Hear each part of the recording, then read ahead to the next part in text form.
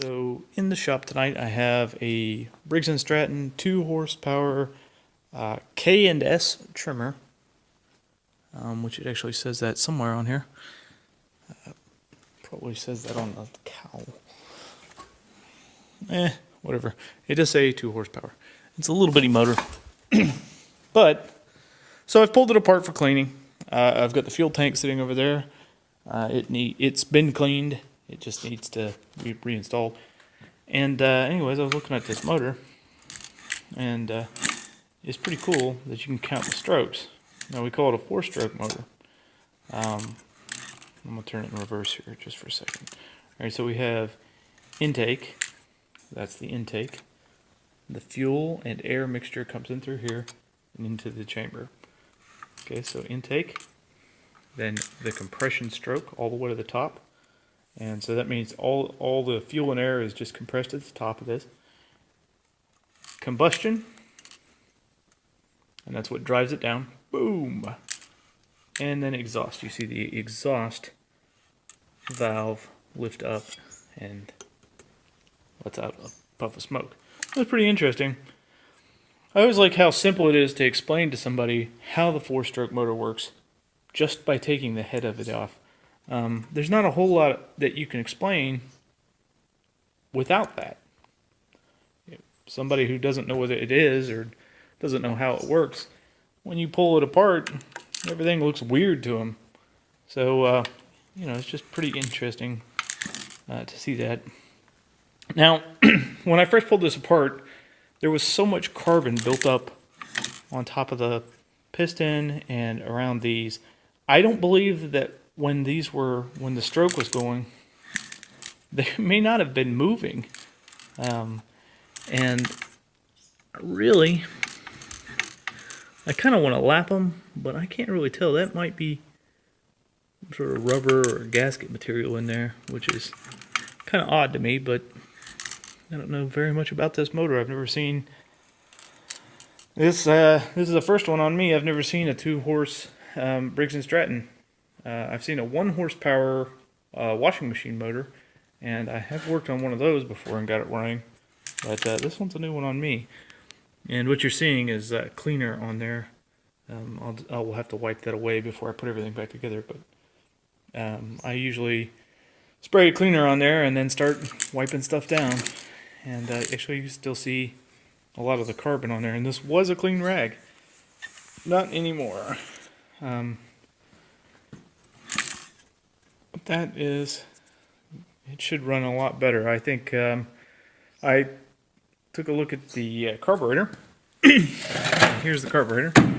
It's just a tank top carburetor. It's not, they haven't changed a whole lot over the years except for the choke is there instead of a primer. Nowadays we squeeze a primer bulb.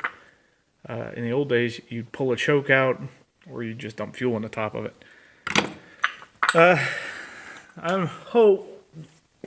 hope the coil's good. It sure looks like it is. It'll shock the piss out of you if you pull on it and touch it. So I hope it's good enough to drive this. I definitely should replace that spark plug though. But this is just a neat old thing, and it's in good shape.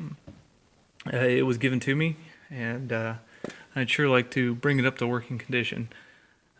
It wasn't cranking before unless I sprayed starter fluid into it, and then it would only run until the starter fluid was gone. So this will just be a neat little toy to fix.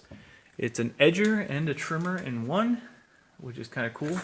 Just rotate this blade, and the trimmer, it'll be into trimmer mode or edger mode. So I like this style of lever, by the way. You just push it forward and rotate it, and there we have trimmer mode right there. It actually goes a little past that, which I'm not sure why. I guess so that you can burn yourself on the exhaust. So I'm not quite sure why it does that. I wish this bearing had a grease fitting, but that's nothing that I can't fix later on the road. Give it a zert fitting. That's pretty, it's just something to work on. I'm just out here tinkering. I've got some wood up there on the wall. I just don't really have any ideas. What I need to be doing is I need to be getting this entertainment center completed. It needs another coat of gray and some sort of trim on there. And the problem with this is that every time I think I'm happy with the trim, I'm not.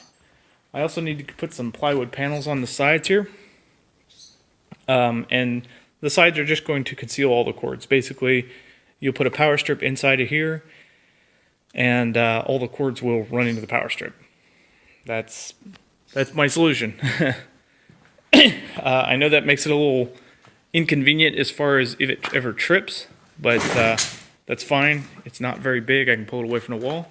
There's a spot for the cords to run behind here. Lots of space. I need to drill a hole even with the shelves on each one so that they can run straight out through that hole. And yeah, I think it'll be pretty good.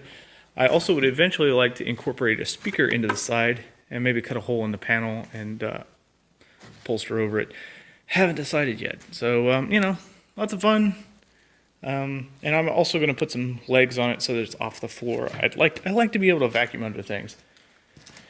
Anyways, that's what I'm up to, and hopefully I can get this running, and I'll put up a video of it running whenever it gets running.